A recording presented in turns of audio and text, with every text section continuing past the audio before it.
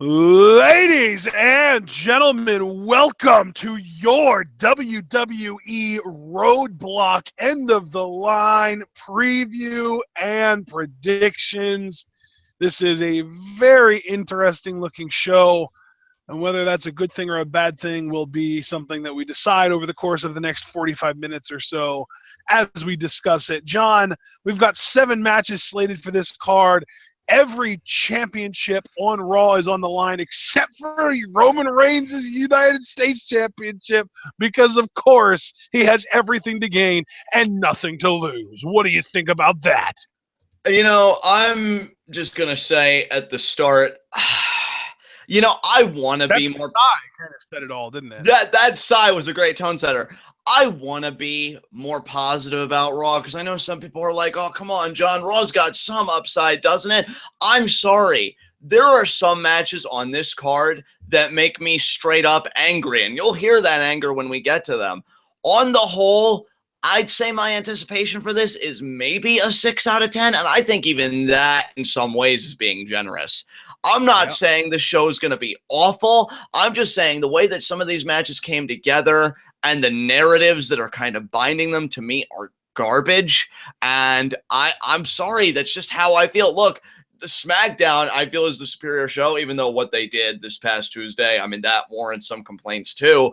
But at least their pay-per-views, I have been jazzed up for them. I've been like, man, these builds are great. Look, if Raw is bad and needs to be better, I'm going to say it's bad and needs to be better. And this pay-per-view leaves a lot to be desired for me.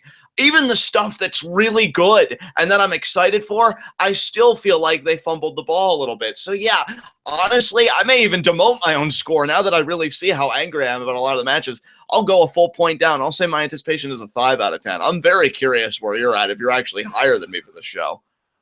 Well, you kind of ruined my opening line here because when you were at a 6, I was getting ready to say, and I'm half that because I'm at a 3 out of 10. Holy shit. So here's the thing, guys. I want to be 100% honest with you all. I don't hate any of the matches on this card. I just don't care about any of them. It's not like, oh, how dare you make that match? It's more along the lines of, oh, that match is happening? Okay, who cares? Yeah, I don't blame you, dude. I don't blame you. You're going to hear me on at least 3 matches that I can think of off the top of my head. You may remind me of something when we go down this card. 3 matches off the top of my head make me very angry, whether it's the build, what they're going for, and then there's one that I'm actually excited for, but I feel like they fumbled like the final execution. So that's 4 matches out of 7 that I have a bone to pick. That only leaves 3, and I don't even really know how I feel about those 3, and I'll figure it out when we go down the card. But yeah, that should tell you everything you need to know about my anticipation for this. I am really not looking forward to it, but I'm going to keep an open mind like I always do. I think the worst part is that the match on this card that I enjoy the performers that are in the match most is a match with 0 implications, and that's Jericho Rollins, because I like Jericho and I love Rollins. Actually, I love both of them. I can honestly say I do love Jericho nowadays, and I love Rollins, and they're both awesome, but why should I care about this match? There's nothing on the line. If one or the other wins, or I guess when one or the other wins, nothing's going to happen to the person who loses. It's just a completely pointless, these guys are fighting each other because we had nothing better for them to do match. I completely agree. In fact, I have some remarks I want to make about Jericho Rollins. I mean, is that the match we're formally dissecting here, or were you just making an observation? No. I just wanted to bring that up as an example. Right. I do have stuff I want to say about that match because I completely agree with you. So, yeah, I'm really looking forward to going into this card because I think, if nothing else, there are going to be some interesting conversations to be had. So, where would you like to start? Yeah. Before we even get into it, I also did want to say I had a conversation the other day with on a guy who's on Twitter known as Evan Nagel, and I think on YouTube it's Engelhorn. I don't remember exactly if it's Mr. or Doctor or something, but it's something Engelhorn. Captain Engelhorn. Captain Engelhorn. And we were kind of butting heads. Because he just insists that we enjoy Lucha Underground way too much and we don't give Raw enough credit. And I asked him what it was about Raw that he liked, and he listed a few things. reasonable, and he conceded that there were other things on Raw that he thought sucked. And really, all it really kind of came down to was he likes Charlotte a lot more than I do. And there are maybe one or two other people, like he absolutely adores Kevin Owens as champion, and that's understandable. But the difference is I don't like Charlotte at all, and I'm pretty apathetic about Owens. So that's one thing that I hate that he likes, and one thing that I don't care about that he loves. So that's two little tiny things that just bump it up, and maybe then you go from like a 4 out of 10 to like a 6 out of 10 or a 7 out of 10. And if you have that perspective, then someone else is coming in here saying, no, this sucks, that sucks, that sucks, that sucks. Even though I'm saying 60% of this stuff sucks and you think only 40% of the stuff sucks, that's still a 50% increase in the amount of stuff that I think sucks compared to you. So it seems like I'm being overly negative, but really all it breaks down to is I just don't enjoy certain things that you enjoy. And I think that applies here too, is even people who do like Raw or even love Raw, who feel like you and I are too hard on Raw and we don't give it enough of a chance and maybe we're a little too nitpicky about it. Even those people are willing to openly admit, that there's a lot on Raw that does suck. And I'm not trying to make the point like Raw is the worst thing ever. It's just lazy, in my opinion. I think the Raw this time of year, and this is why we don't do Raw reviews, and we might even end up doing SmackDown reviews next year at this time because it has been consistently good, but maybe even by then the quality will drop to the point that we don't even want to do that because you never know the longevity. They might freaking move Ryan Ward around, they might screw up the writing team, you just don't know. But that aside, Raw gets lazy during football season. It's that simple. They know they can't compete with, let me rephrase that. They think they can't compete with Monday Night Football, so they don't even try. And the reason I corrected myself there is because the highest rated segment in Raw history, the This Is Your Life segment with The Rock, happened on a Monday Night Raw that was during a Monday Night Football game. So it's not like they're incapable of competing with Monday Night Football. They just stopped trying. And that frustrates me because they don't try. They don't put any effort into making compelling storylines during the fall months or the autumn months, if you prefer that. And it's annoying and it's frustrating, and that's why we're typically a lot more down on the Raw pay-per-views. John's at a 5. I'm at a 3. Look at this last SmackDown pay-per-view. We were both in the 8 to 9 range as far as hype goes. So it's not like we're just completely hating on the main roster product as a whole. We just know what we like, and SmackDown offers more of that than Raw does. You know what, brother? Anything that I would add, I think would just dilute the main points you made. I couldn't have articulated it better. So let's get into this card, bro. And immediately we're going to get into a match on this card that I just not even disliked. I disdained the build for this match. I loathed the build for this match. And that's Rusev versus Big Cass. Oh, my partner, who wants to go first in tearing this apart? You or me? You want to have it this carcass first, or do you want me to go first? Yeah, I'll let you have this one first. Oh, sweet. See, we both hate it so much we had to debate who's going to go first. First of all, I agree with you. There was even, and I wish I would have read the article, my fault, because a lot of articles that look interesting to me, I only go to the headline, and then I scroll on to the next thing. But somebody even pointed out that one of the worst parts about this thing is the existence of the quote-unquote misogynistic babyface and Enzo Amore. Like, oh, I'm supposed to be this good guy that you cheer, and yet I make demeaning or sexual, kind of jokes about a heel antagonist who happens to be a woman, in this case, Lana. And when you do that, it kind of makes the heels seem like, well, you're a piece of shit, dude, and, me standing up for myself can't really be interpreted as a villainous act. That alone is bad. You guys probably already know what I'm going to complain about next. This is a complete waste of Rusev to me. I have been saying it for so long on preview and predictions when Rusev is a match on, a pay-per-view card that I think is below him. This guy, to me, is a main event heel. He's got charisma, which I don't think many people expected him to have, with a big guy like this. I think he's got a great sense of humor. I saw my friend Jackie on Twitter a few days ago, because I guess Rusev started live tweeting stuff. She said Rusev live tweeting may just be the best thing ever. I've got to check that out because I know he's come out with some gems on Twitter. So he's got that charisma. He can go in the ring. I still remember that triple threat with him, Cesaro, and Kevin Owens where he held his own and looked like a beast. And I've been saying, like, say, for example, in 2017, because we're only a few weeks away from the new year, if by the summer of 2017 Rollins would actually gain the Universal Championship and get that babyface world title run, I would love for Rusev and Rollins to be in a program. I think those two could do magic together, and that would be a worthwhile use of Rusev. To me, this is a complete waste because the story is a joke. And honestly, I don't know how you feel about it, but I'll cash in my chips now. I think this is worse than the Ziggler, Lana, Summer Rae storyline that Rusev was also a part of. I think this is even worse than that because at least Summer Rae was redeeming there.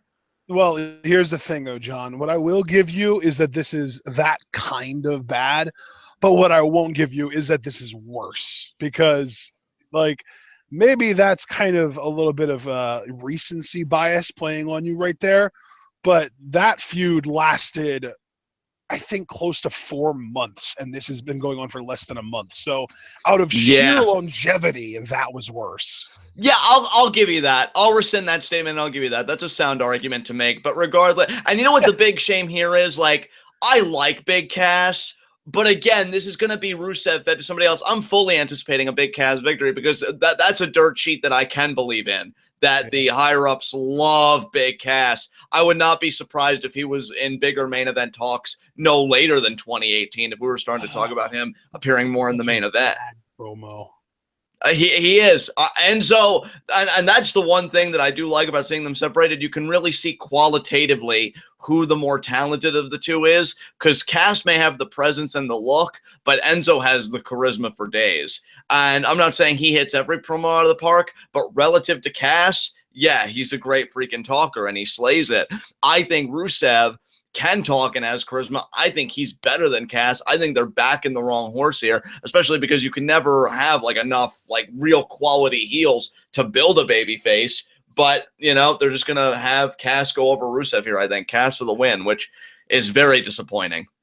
You know, it's so hilarious because I don't know if you guys remember, this is me talking to the audience even, John, you included, I don't know if you guys remember back in the day, if you've been on the wrestling YouTube scene for a long time, if you've been paying attention to it, you might know about a guy used to go by the name Dallas Cowboy Fan 777. His name was Steven. Yeah. He was one of the first internet wrestling YouTubers that I ever watched. And his whole philosophy was that wrestling ability doesn't matter in WWE. All that matters is look and able to talk. If you look good and you can talk, you're gonna make it in WWE. And you know, he was always kind of plugging PWG, and I wish I would have listened to him sooner because now I'm watching PWG and I freaking love it. But yeah, he was always plugging PWG because he said about how they don't have promos, they don't have storylines. It's all just amazing in-ring action. But then he, you know, and if you think about it, WWE doesn't really actually give a shit if you can talk, it seems. Because if they did, Roman wouldn't be the golden boy and Cass wouldn't be the freaking golden boy incumbent because neither one of those guys is particularly good at talking. Cass has a great voice, but when he speaks, it sounds like he's trying to get a deaf toddler to understand what he's saying with the way he over enunciates everything. Right. It sounds dopey, if we're being perfectly honest. And yeah, it's absolutely. Unfortunate. And it's not like this is something that is just magically showing up now on the main roster. He's always been like that, but back in the day in NXT, that was relatively well covered up because he didn't talk much. It was mostly Enzo doing the talking, and then he handed it over to Cass to do the SAWFT soft. And that was pretty much the brunt of their promos. It's like the Road Dogg Billy Gunn dynamic where Billy Gunn didn't do much talking because he kind of freaking sucked at it. He just looked big and intimidating and was kind of the, you know, the in-ring guy of that group. Right. Well, these guys don't really have much of an in-ring presence. Cass is really good at popping the crowd, but he's still not a very good actual wrestler. And Enzo is a pretty good seller, but again, not the best as far as the actual wrestling part goes. So really, what it comes down to is WWE stopped caring about promo ability for some reason because apparently all that matters now, look, because that's all Roman has. and that's all Big Cass has, and that's all Lana has, and that's all freaking Eva Marie has, and those are the horses that the WWE has chosen to back. And that I'm not even going to be like, oh, that's a terrifying thought, though it is kind of a terrifying thought for me. It's more kind of this grotesque fascination I have with it, that we've seen WWE kind of take this shift.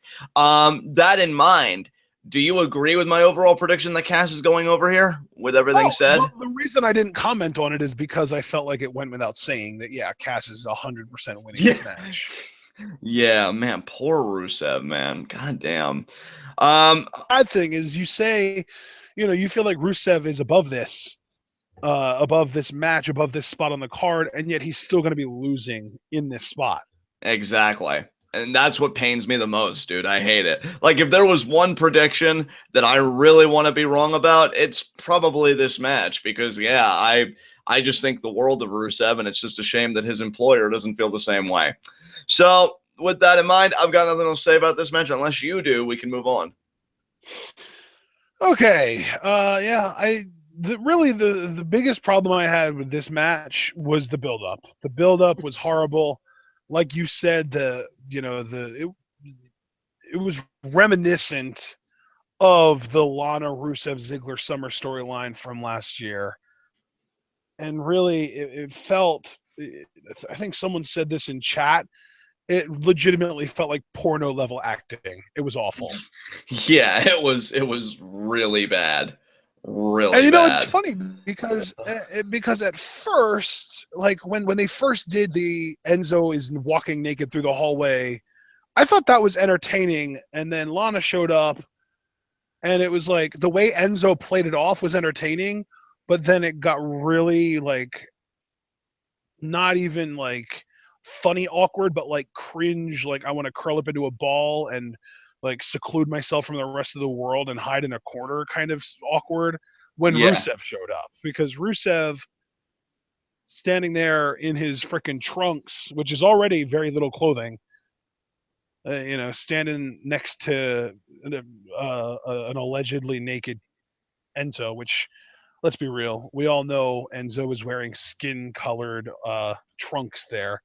But then Cass shows up too, and it's like, why are all these people showing up? And then I think that there was a point in this where Lana was like really overly flirtatious with Enzo before Rusev showed up.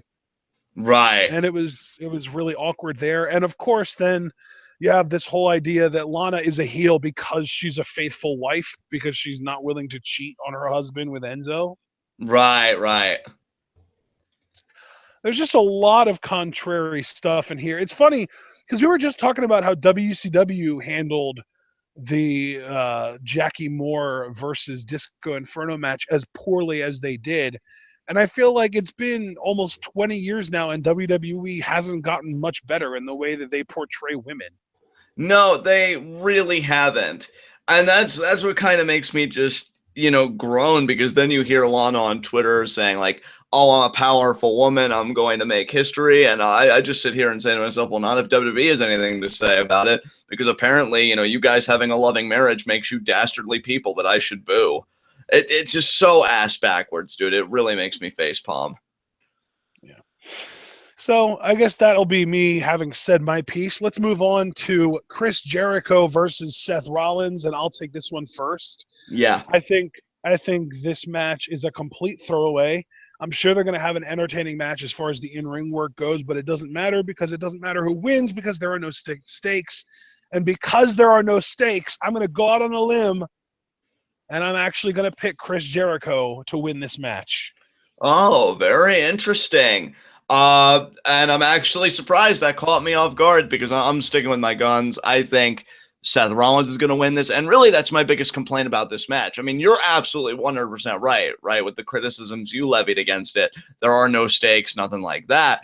My biggest criticism is I've already seen this multiple times.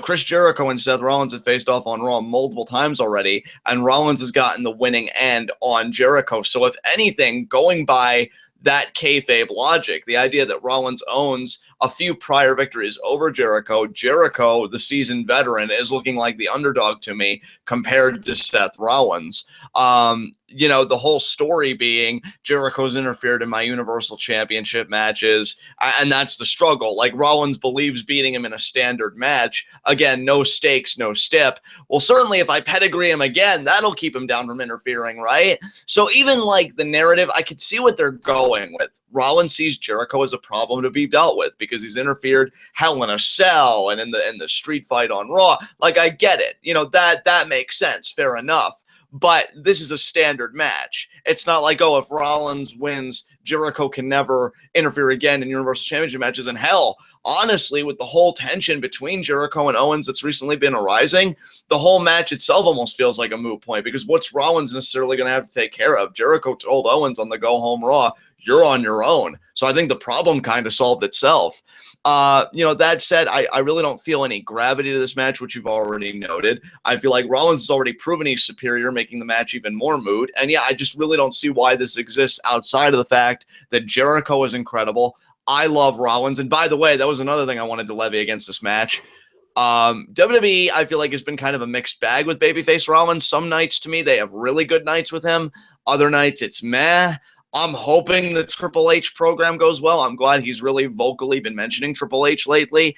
And I look forward to when Jericho gets out of the way, because then I think Triple H will start to emerge, at Rumble and after Rumble, obviously, to begin that build. So yeah, Chris Jericho quite literally is a roadblock here to that whole story. I see Rollins winning, and then he goes straight on to Triple H.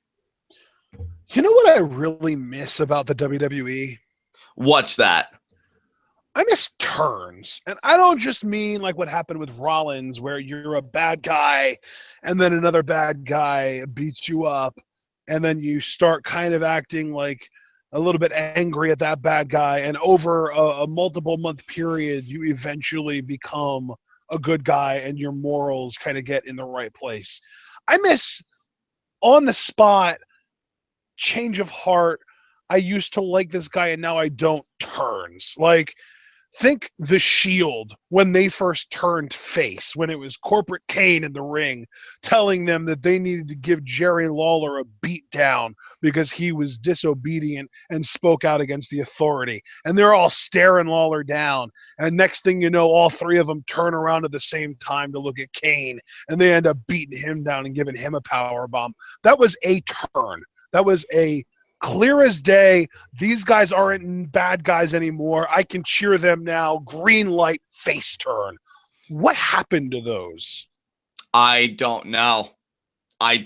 Because I really wish Rollins would have had the kind of turn you were talking about as a babyface. And I feel like in a way they could have had that when Rollins returned from injury, because the crowd is always ready to welcome somebody back when they come back from a serious injury. Like, I'm already anticipating the pop that Balor's going to get is going to be fucking huge. But I feel like the way they handled it, as many people said, wasn't exactly the best, especially given the way that Money in the Bank match, like his first formal match back, was booked, where Reigns was really aggressive and doing the power moves and ragdolling Rollins, but Rollins kept coming back. Like, you could have done an explicit double turn there, shades of Ziggler Del Rio, which I still feel like holds up because they did the double turn so well, but they didn't do it. And they just wanted Rollins to be, oh, well, Triple H pedigreed him, now he's a face. Even though it wasn't a good action done by Rollins, it was more of a bad action done to him that he responded to. And even after that, he was still kind of that arrogant, oh, how could you do this to me? Almost like still wanting that authority relationship, but wondering why he was betrayed. So, yeah. The whole thing, again, was kind of fumbled. And I love Rollins. I think if they could get babyface Rollins right, he could fucking explode. Like, again, the one glimmer of promise I saw in that no DQ match against Kevin Owens, it was a Canada crowd, and Rollins doing that dive off the stands, that crowd became pro Rollins. Like, he had put in such work, and you had felt a momentum shift, and the crowd, which was Owens, it's like Rollins, and I'm like, see, I mean, that's what you could accomplish. We know that Rollins is capable of being babyface in the ring. Yes. But the problem I have is that they're it's almost like they're actively trying not to portray him as a full-fledged babyface as far as writing goes.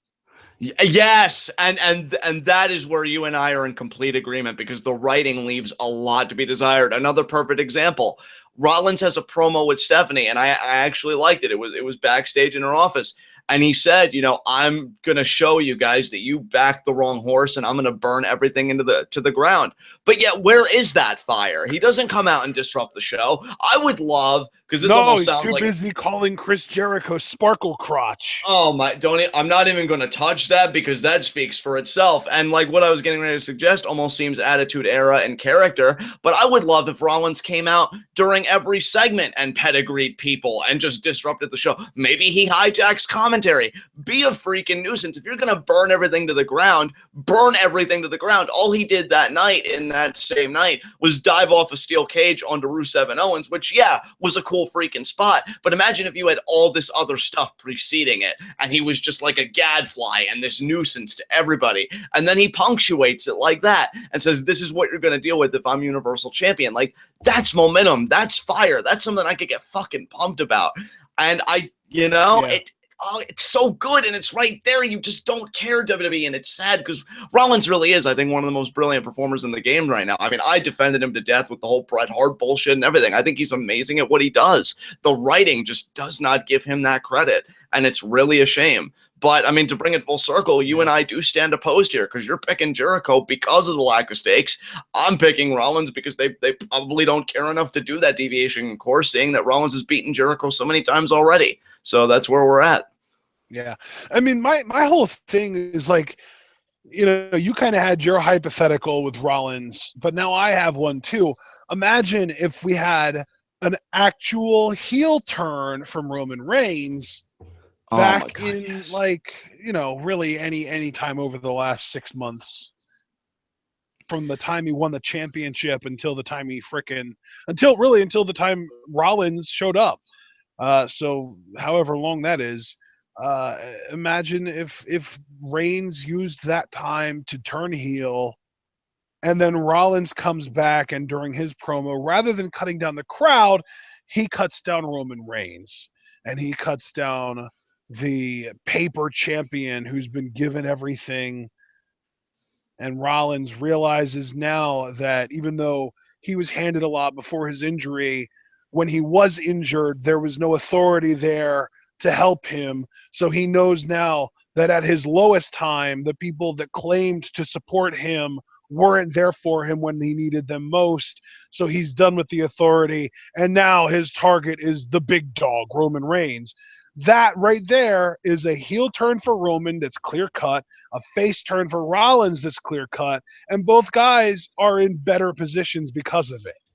And dude, why I love that so much is because even if you see, because I'm not saying it was a cringeworthy segment, but I feel like it was so unproductive. The sit-down interview Michael Cole had with Seth Rollins about, well, what makes you different from Kevin Owens? His explanation made no sense. And that's another reason why I've been kind of frustrated with this quote-unquote face turn, because you didn't give Rollins a clear set of motivations or anything. Again, it was a bad guy doing something to a guy that at the time was a bad guy. So because a bad guy did something to another bad guy, oh, what, no honor among thieves? Now suddenly I'm supposed to sympathize with him. That doesn't work. That doesn't work. And then when he tries to explain how he's different from Kevin Owens, even though he really isn't, if we're being honest, that hurts. So your explanation, what that does is it shows the difference when he's at his most vulnerable, which is something I can identify with, which is what makes a fucking babyface. It's not that hard. Oh my God. You'd think it's not that hard, but apparently the WWE is really like it's just to like imagine WWE is this like toddler, and they have this square peg, and they're just struggling so hard to shove the square peg into the round hole, and they just can't figure out that there's a square hole 2 inches away from it. 2 whole inches. That's it. Oh my God. But yeah, I've said all I need to say about this match, but I am glad we had the impromptu discussion about Rollins as a babyface, because I feel like that needed to be said. And that's not me being anti-Seth. Quite the contrary. That's me and you being pro-Seth. It's just anti-writing for Seth because it needs to be a lot better. But yeah, I'm picking Rollins, you're picking Jericho, and that's where we're at. Oh yeah, and another reason I'm picking Jericho is because I think he's going to be Owens' Royal Rumble opponent. And spoiler alert, I'm picking Roman to win, or Owens to retain tonight. I am as well. That doesn't really save this match from my criticisms, though, but we'll get to that when we get to it. So, what match is next up on our card here? We've got Braun Strowman versus Sami Zayn in a see if you can survive 10 minutes in the ring with Strowman match. Oh, and I'm so glad I get to go first on this one since you went first on the last one. Okay, yeah. So I'm so grateful I get to go first because I'm actually really excited about this. And there is a criticism, but I want to get to that at the end because I actually want to be positive first. Sami Zayn. About the build. No, actually, here's the thing. I love the build. Sami Zayn, to me, this feud, if nothing else, and I wish WWE could see it, but obviously, as you guys could hear by our prior discussions, I don't really have much faith in them at the moment. Sami Zayn has done exemplary work as a babyface in this feud. I'm being 100% serious right now. This is not me kicking Sami while he's downtime. This is me giving Sami his proper credit time because he has put his back into this. His promos have been straight fire for this. And Sami Zayn being so angry and really wanting Braun Strowman makes Braun Strowman look like $1 million. Like, Sami Zayn is speaking with the conviction that I hear most babyfaces speak when they're pursuing a goddamn world title, and he just wants a match with Braun Strowman. That makes Braun Strowman look legit all day long, and I love it. That's how you really, to me, make a heel. And it just goes back to what Jericho always said about promos in his first book. You know, you can cut a great promo that builds yourself up without tearing the heel down, because if you tear the heel down, who have you beaten, or in this case, who have you survived? And we'll get to that in a second. You know, Sami has not once denigrated Braun Strowman. On the contrary, he knows the beating. Even once. Not even once. On the contrary, he's elevated him because he knows the beating Braun gave him, and that stuck with him, and he wants a piece of him. So the best thing about this feud really has been Sami Zayn. Like, everybody should already know how good he is, whether or not you're a fan of his, and I'm not really a fan of his, but objectively, I know how great he is, and this feud is just further proof of that. Braun, I continue to love. I think he is a big guy that is so impressive. You know, I've heard some people say that, like, they're a bit meh about, like, oh, but he can do drop kicks, you know, like, what's that? And it's like, I love it. I love that he's kind of this evolved big man, that he's not just like this brute, though he can be. He's so diversified. He can hurt you in a multitude of ways, and he can beat you the same. Like, that to me is shit your pants terrifying right there. So Braun is great. I become more and more a fan of his with each passing week. He's one of the few things that I really look forward to every Monday. So you figure with these two forces coming together, I'd be stoked about this match, right? Yes and no. Because I can understand the nature of the 10-minute time limit, because their first encounter, Mick Foley had to come in and stop the match because Sami didn't get one offensive maneuver. But here's the thing about that, though. Braun jumped him from behind. Like, it wasn't even bell rings, and then Sami's grappling prowess was so insufficient in the face of the abominable Strowman that just nothing could happen. No, it's Strowman. Yeah, it's, you know, every time you say the abominable Strowman, it makes me think of that yell at the beginning of his theme song. But, you know, that's how it just really all went down. I wish these two could just have a straight up match, and maybe we'll get it down the road. Because, you know, I think they'll kill it. I really do. I think that'll be a great fucking match. And honestly, it wouldn't even surprise me if we got that match on the New Year's, is it Eve or day, the day after New Year's, because they like to usually kick the year off with a kind of a big show, so we might get that rematch on that day. Hell, for all we know, we'd get the rematch the Raw after Roadblock. So, you know, you never know with Raw's booking. So that's true. I guess with that in mind, I could soften up a bit on my disdain for this stip. Not to mention Mick Foley's motivation in all this. I wish we could have cut him out entirely, because the value that I used to think Mick had, because I remember when he used to be, at least in my eyes, a great promo and could really pump somebody up. He's done a shit job of that. I hate him in this role. And really the worst part about him in this role is it's making me less of a fan of Mick Foley, which I never wanted to see happen, because he was one of the guys I used to adore. It really does feel like this run of him as GM is ruining his legacy. It really is. And that's not even overstating it to me. Not even, because it's doing that for me. Because the Mick Foley I remember, I love, and I grew up with, especially his feud with Orton and everything, I feel like that's all being tainted with him just being this crotchety, oh, let me just pat myself on the back, and oh, you can't beat Strowman, like all this crap. And that's what it is. It's crap. So I wish we could have phased him out entirely. But besides those two knocks, this might actually be the match I'm most looking forward to, because, man, are both guys on the top of their game for this. This is what a great undercard feud is right here, guys. You've got a great performer in Sami, a guy that I just think gets better by the month in Strowman. God, I hope if he does get put up against Roman at WrestleMania, like I've been hearing one rumor, like if that came to pass, I would hope he would go over Reigns. Save your laughs, guys. I know it would probably go the other way, but I think the world of Strowman, and Sami Zayn is the perfect foil for him right now, and vice versa. Sami's working with a great heel, so I'm really looking forward to this. But I'm curious about your thoughts too, so what do you think? Okay, so let me first of all, I do agree that they've done an amazing job of building up Strowman. That is the positive in this match, is they put in a spot that he can succeed, and he has taken that ball and he has run with it, and he's done a great job. Here's where I have a problem with this, okay? I'm going to set this up with a story. Yes. During which segment, home episode of Monday Night Raw, I was at my most excited?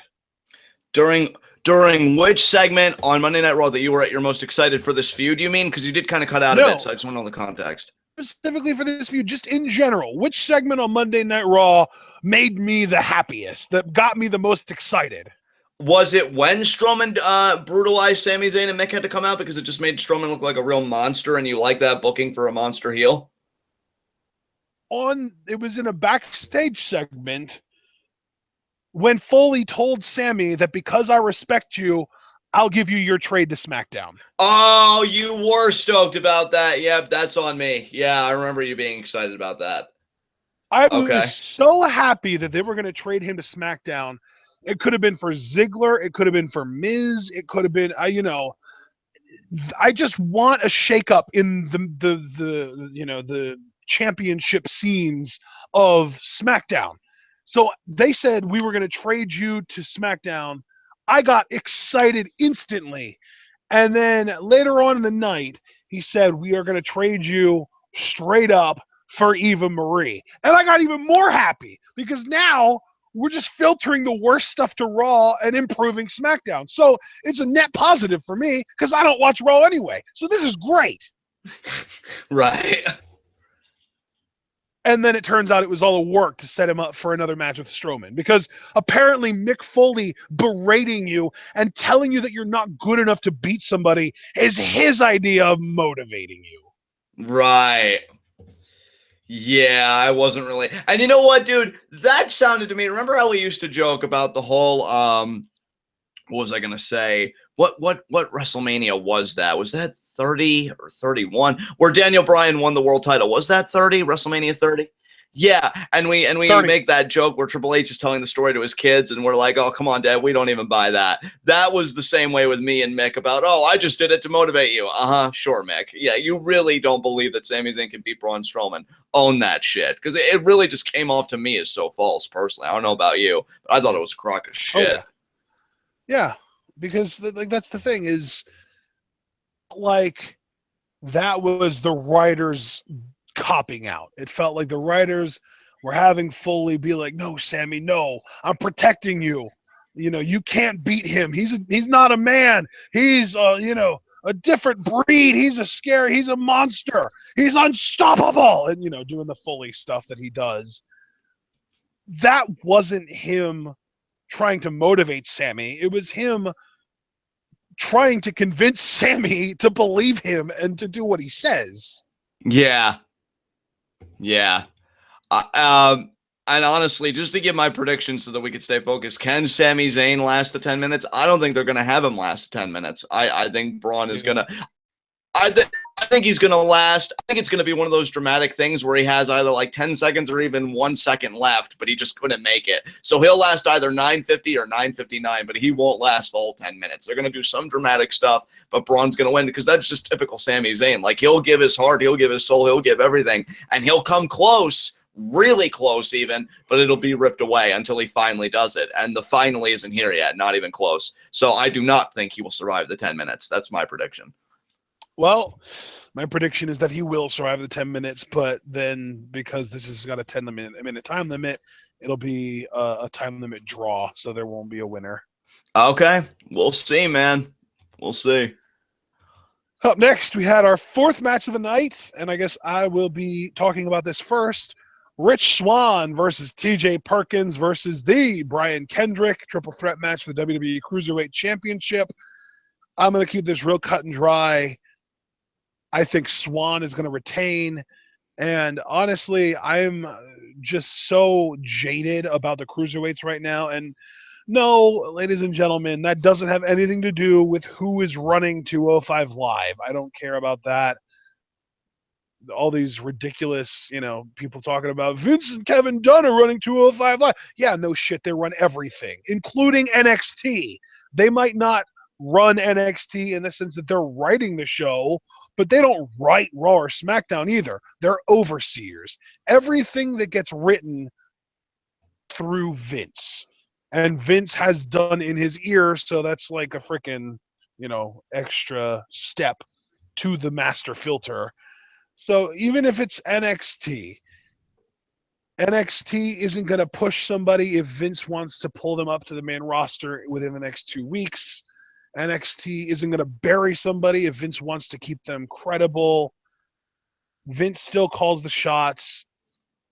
And 205 Live is no different.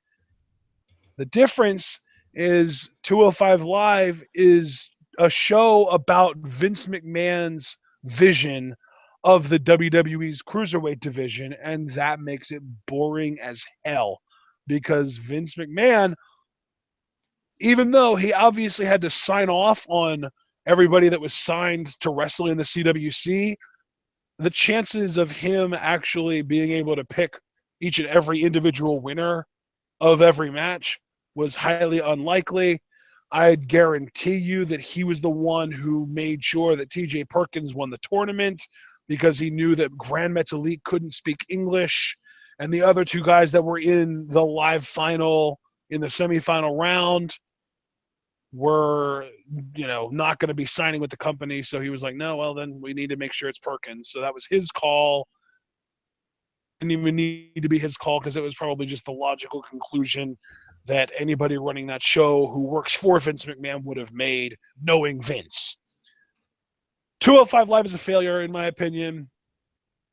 Not because Vince and Dunn are running it, but because it's just the same thing as the Cruiserweights on Raw, done in an hour format. It's superstars with Cruiserweights. It's main event with Cruiserweights. It's nothing. What made the Cruiserweights special wasn't that they're Cruiserweights. It was that they were allowed in the CWC to wrestle the style that they are best at. And now that they are full-time WWE employees, and they are employees, whether they're called independent contractors or not, if the company can control what you are wearing and how you get to places and what you eat and that kind of stuff, you're a goddamn employee. And now that they're full-time employees, the WWE is asking them to reel it in. If you think about it, there was this big thing, this big hubbub about the burning hammer. Bushi. It was like, oh my God, a burning hammer. He dropped him right on his neck. Then you find out that the people in the back told them not to do that. But he did it. He just did it because it's better to ask for forgiveness.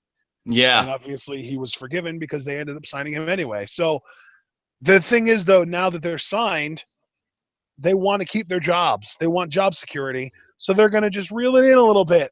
But when everybody reels it in a little bit, thank you, Forrester. You're summing up in one sentence what I've been trying to explain in the last 3 minutes of talking. The Cruiserweights got nerfed. Yeah. They've been made into these plastic foam replicas of what they were in the CWC. And that isn't because Vince McMahon and Kevin Dunn are overseeing the writing of the show. It's because the WWE doesn't want their performers who are under their contracts working a dangerous style. So, yeah, there you go. And, yeah, Rich Swann retains, but the Cruiserweights are dead in the water, and I've already explained why. CW may not have gotten a lot right, but they got Cruiserweights right. The Cruiserweights on even just the show that we just watched, Halloween Havoc 1997, 3 Cruiserweight matches, no screwy finishes. All 3 matches, well, 2 of the 3 matches got a decent amount of time. That's how Cruiserweights should be done. But WWE says Cruiserweights get 1 match on the show. You get maybe 30 minutes of TV time on an episode of Raw, if you're lucky. And here's this hour-long show that nobody's going to watch. We're so generous to you. With that said, who do you think is going to win this match? Saying the whole damn time that Rich Swann's going to retain, fool. Okay, just bringing it full circle because, I do agree, though. I think Swann's going to retain. I'm going to keep it short and sweet. You figure Kendrick beat Perkins on the Go Home Raw. Perkins beat Swann on the Go Home 205 Live as far as the Cruiserweight match goes. So the only one really not to get his is Swann. So I think he'll get his on Sunday. I agree with you, Swann to retain. Okay. Now it's your turn to go first, and we've got The New Day versus Cesaro and Sheamus. I'll also keep this succinct. I think Cesaro and Sheamus are going to finally win the tag team titles. I believe this is their 4th shot at the tag team titles, and they've done this story of, they get a little bit better each time, and now they've put their differences behind them.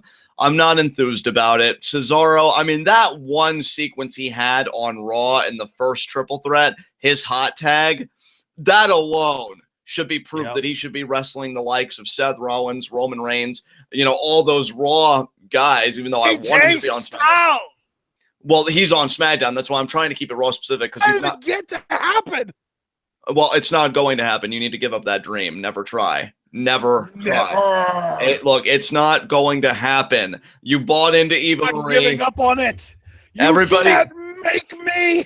Everybody that bought into that Eva Marie, Sami Zayn nonsense, you all got worked. You're all a bunch of marks. It's not going to happen. These people are stuck in their hellholes, and we have to deal with it. However, Cesaro should be the king of his personal hell, but he's not. He's in a tag team with a goddamn rooster.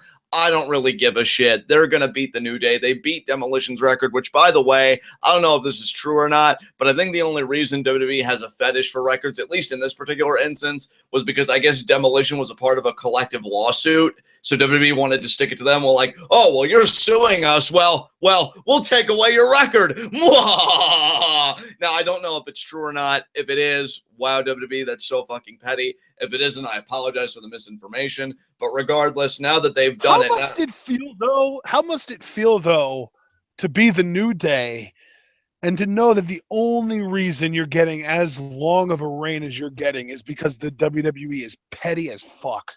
Yeah, you know what? I feel bad for them, especially after that photo they tweeted, hashtag Black Excellence. They should feel excellent because all 3 of them are amazing fucking performers. But WWE doesn't give a shit about that. They just happen to be in the right place at the right time. I guarantee you, if WWE wanted to stick the knife in them, if the club were champions, if Cesaro and Sheamus were champions, they would have done the same thing. Had nothing to do inherent with the New Day. It was all about WWE jerking themselves off. And now that they've finally come, which they've gone so long, I'd be surprised if, anything but dust came out. We're finally going to get new champions, Cesaro and Sheamus. And again, I'm not happy about it because while it's a title for Sheamus, who's just been kind of adrift, I still think it continues to be shackles for Cesaro, who should be on the main event scene on Raw, and better yet, should be on SmackDown altogether, feuding with AJ fucking Styles. But again, that's never going to happen. I'm not deluding myself into thinking otherwise. Same way as Roman Reigns turning heel. It's nice to have dreams until you start living in them more than reality. So Cesaro and Sheamus for the win.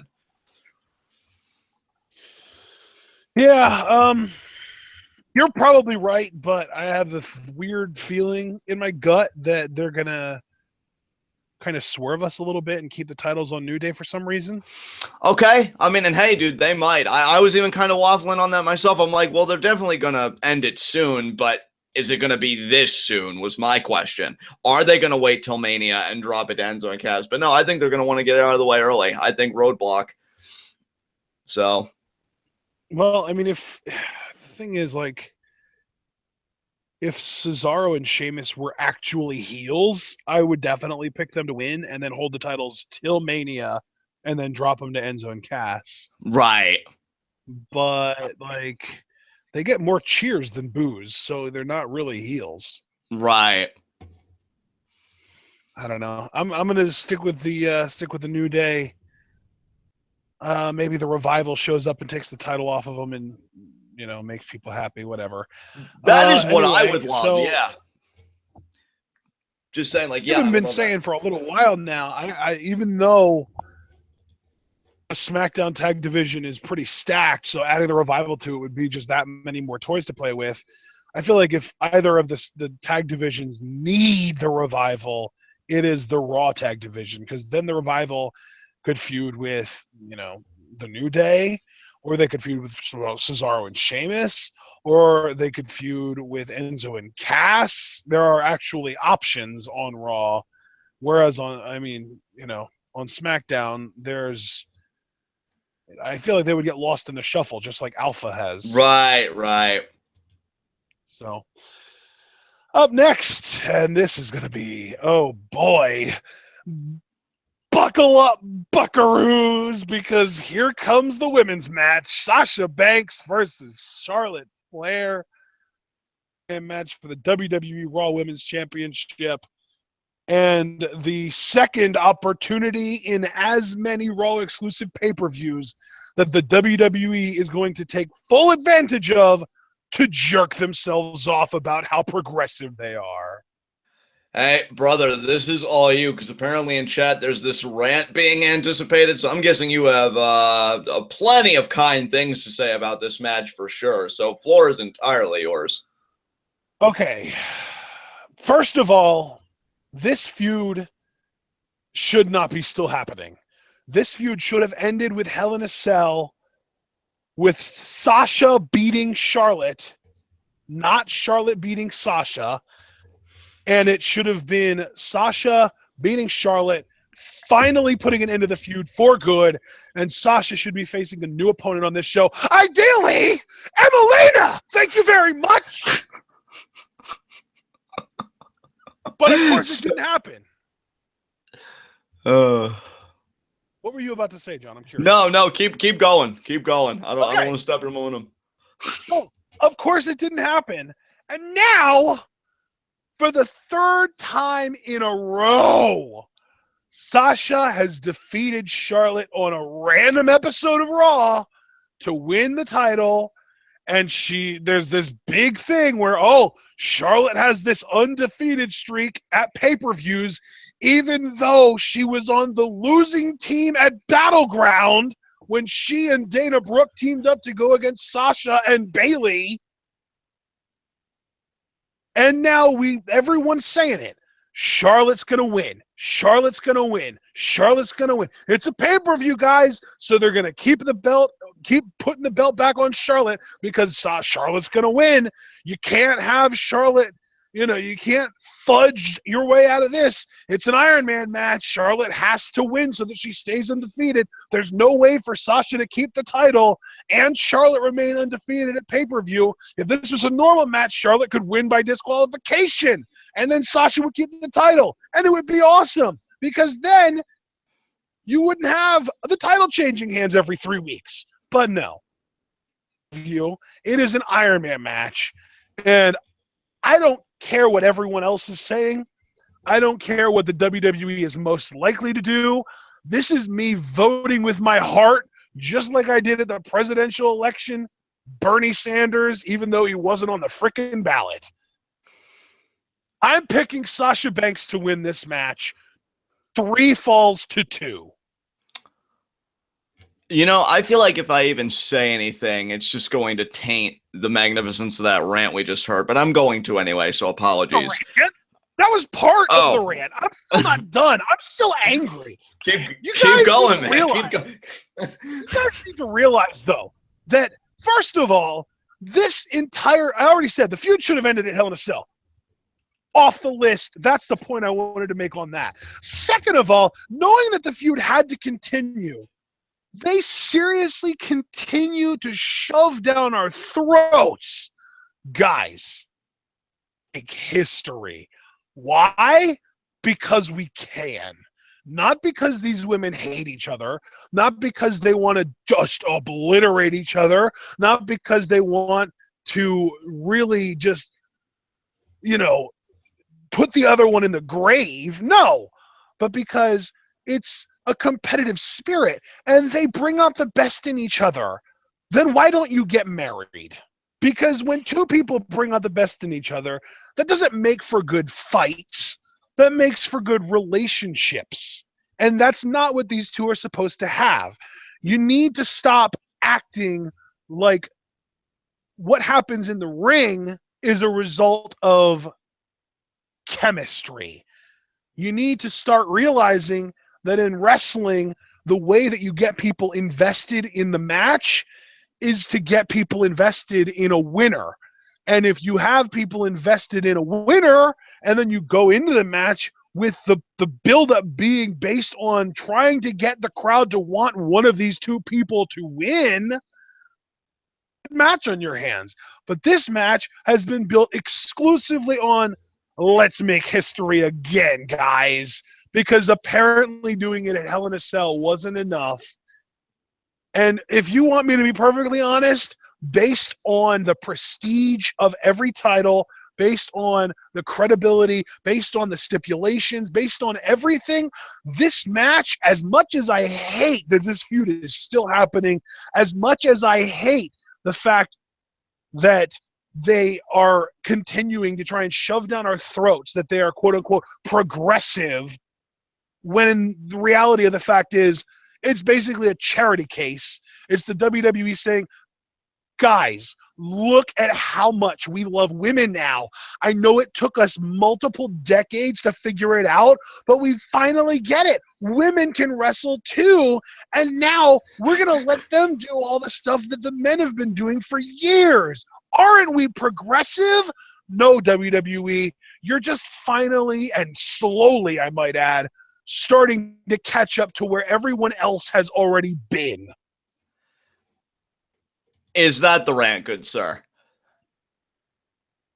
We good? I'm thinking. Okay. Oh, and one more thing. Why in the blue hell did you need to drag Ric Flair's old leathery saggy ass back into this thing? Seriously, Sasha Banks winning the championship, greeted by a borderline sobbing Ric Flair, holding her hand up and giving her his stamp of approval, because clearly the women's wrestling, the women's revolution, we need to push how progressive we are. Let's put a man stamp of approval on this so everyone really gets behind it. Okay. First and foremost, I reiterate my prior comments. That was beautiful. I'm even going to try and keep my own thoughts succinct. Second of all, I do appreciate that rant because apparently a lot of meth buyers came out of the woodwork, so I'm about to make a killing this weekend, so thanks. Third of all, I will tell you why Ric Flair exists, and I'm going to respond to the mastermind in chat because your worst fears are coming true. Rick is totally going to turn heel in this match. I'm freaking calling it. I can even see it now. There is a minute left to go. Maybe Sasha's down a fall, or maybe they're even tied, but I'll go with Sasha being down a fall. Maybe she's got the bank statement, and then Flair comes out of nowhere either to pull Charlotte out of the hold or do something. This way, when Sasha's about to tie it up so we go into overtime, that doesn't happen because Charlotte's able to maintain her 1-point lead through heelish means thanks to Ric Flair. I think he is here as a device to, get Charlotte more heat, to be a heel himself, because I've seen this act before. And that's the funny thing when you've been watching wrestling for as long as we have. For people that are new and may not know the history of Ric Flair, they may really buy into the story of, oh man, this father's so broken up. he's so beaten down and everything. I've seen this Ric Flair before. This Ric Flair's turned on Batista. He's turned on Shawn Michaels. He turns on people. He's going to turn on Sasha here. It's going to be a man tainting women's history, as you've already noted before. He did it at WrestleMania. He did it at the end of Falls Count Anywhere. Like, oh, let me just put my standard room on this. And he's going to do it again. I am one of those people that is picking Charlotte to win. The only interesting thing, if you even want to call it that, because this is Roadblock end of the line, and they've even said that this match is the end of the line for this feud, I think Sasha's going to go on to feud with Nia Jax, because Nia Jax did confront Sasha, I think, like 2 weeks ago on Raw. I think they'll pick up their program, and now Charlotte and Bayley are going to begin their build to WrestleMania, where I do think Bayley's going to end that streak winning WrestleMania. But then again, I could be wrong about that because they just seem to love Charlotte so fucking much. I really haven't cared for this. I'm tired. I want to see new feuds. There was a time that I loved Sasha, and I couldn't go a podcast without reminding everybody that she's the best wrestler in the world. I don't feel that way anymore. Not because she's horrible, but I don't know if you want to blame it on overexposure or just the worst. She's not a good baby face. Not a good baby face at all. Because you know what? And you're right, because every time I did remind people of that, it was always when she was a heel. Always. I haven't said it once since she's gone baby, and you're right. She is not a good baby face at all. Charlotte to me isn't a good anything, but that's another rant for another time. Again, you've already took the crown for that. I'm not even going to try. Dude. So, and that's the worst thing is that, like, we know Sasha can be a great heel. We've seen it with our own eyes. We've heard her awesome promos with our own ears. We know that she's got that in her. We know that Bayley is an awesome babyface. We've seen that in her multiple years going now. We know that Emma can play both roles extremely well. I know we both probably prefer her as a heel, but she can be a very charming, very quirky, adorable babyface. We know that Becky Lynch can play both roles very well, and yet the woman who has been the true fixture at the top of the division is the one that can't do either well. She is an awful heel. She is an awful babyface. Charlotte is incapable of being entertaining.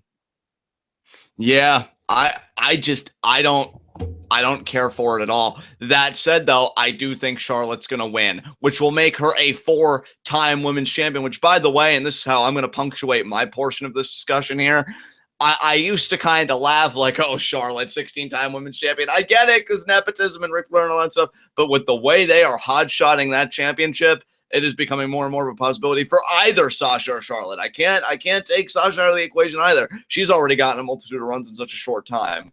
But this will be, if I'm right in my prediction, this will be Charlotte's 4th women's championship in just a matter of just months. And that's insane to me to think about. So, yeah, Charlotte for the win. I'll even agree with your score of 3-2. But I do think Rick is going to have a hand in this. He is going to turn heel. So that's how Charlotte is going to prevail. And then she's going to move on to Bayley for their WrestleMania program. So that's my prediction on that. And I do want to add, Becky Lynch was not a good heel on the main roster, but she was a really good heel in NXT. Her run with Sasha in Team Bay was awesome. I loved heel Becky. Right. I enjoyed it too. Yeah, I agree. So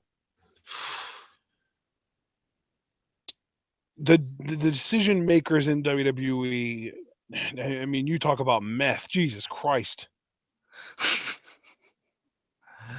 Oh, man. So do you want to move on to our main event match here? Yeah, and you'll get the reins on this. Kevin Owens versus Roman Reigns, Universal Championship. I'm actually so glad I get to go first on this because I have 2 distinct bones to pick with this. One, Roman Reigns. And no, just so everybody can breathe a sigh of relief, I am not going to rant about how Roman should be heel. If I mention that, it's only going to be indirectly. I'm going to come at this from a different perspective. Say we've embraced this project, right? Say we're embracing the prospect of, okay, guys, even if we don't agree, we've got to make Roman Reigns a babyface.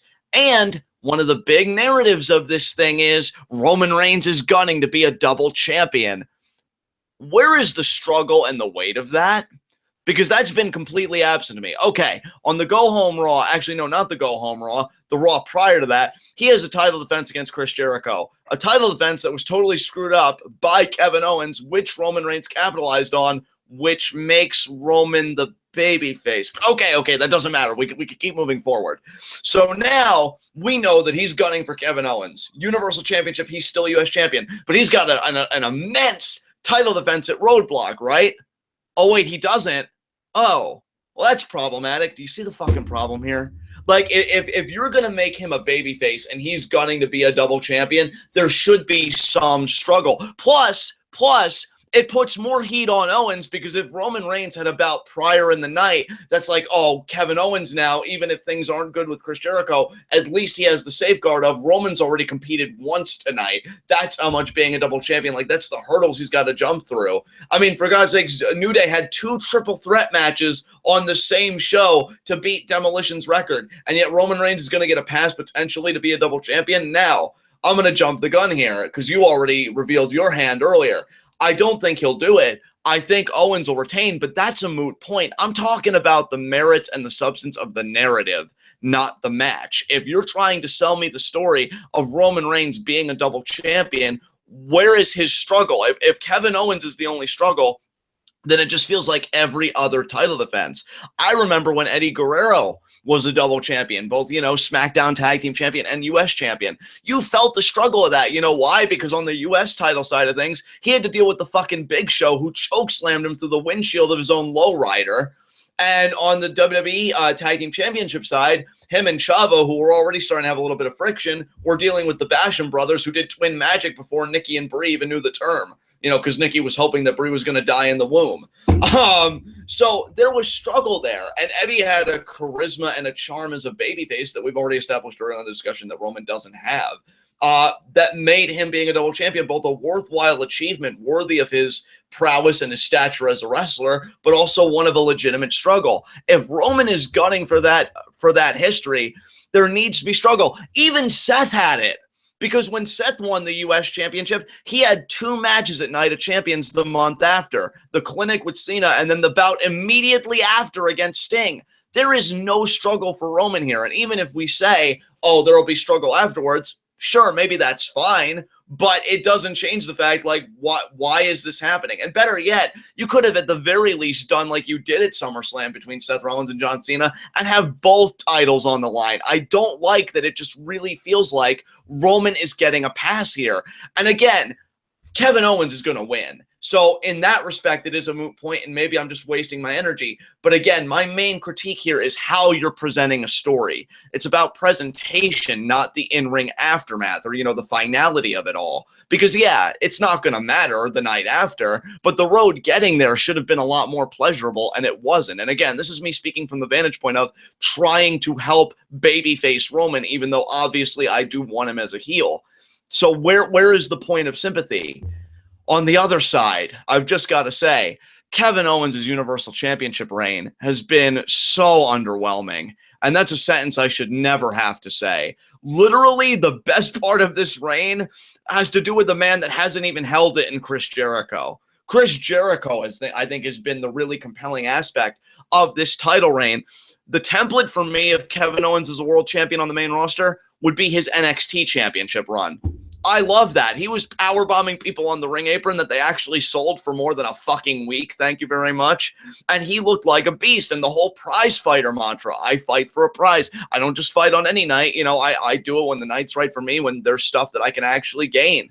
I haven't seen any of that here. This title reign, to me, has no teeth, and this is coming from a guy, and yes, even when I was rooting for babyface Rollins, because I love him and I think he kicks ass, I've never stopped loving KO. It's just a shame that much like Rollins, his potential is fucking squandered here. He's great on the mic. He's got the personality to be champion, and you definitely see glimmers of that. I'm not saying this title reign's been atrocious, but once again, the writing does him a huge disservice. Why is he not a bigger threat here? Sure, even if you want to say, oh, Triple H helped you get the title, that's fine. That's a great heel. That's a great heat catapult, if you will, to be like, oh, I'm this heel because I want it this way. But show people you have the teeth and the malice to keep it. Like, that's the kind of champion I think he should be. And it's a shame because I feel like they totally declawed him in that way. And it's so, so sad. So I don't care for this main event at all. Like, if we compare this to this TLC main event of Ambrose Styles, Ambrose Styles, say what you will about it. I enjoyed the story beginning to end. Even James Ellsworth involvement, because I actually thought he was a brilliant plot device. This has nothing going for me. I don't care for this at all.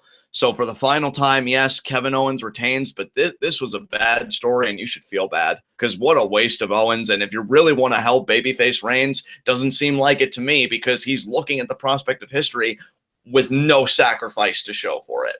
That's my rant for the evening. What do you think about this? Roman being sort of this conquering hero character is not going to do him anything but hurt him. It's going to make the crowd dislike him. It's going to make the crowd resent him and not just dislike him, but full blown. Like, it's not just that we aren't a fan of yours. It's that we actively don't like you.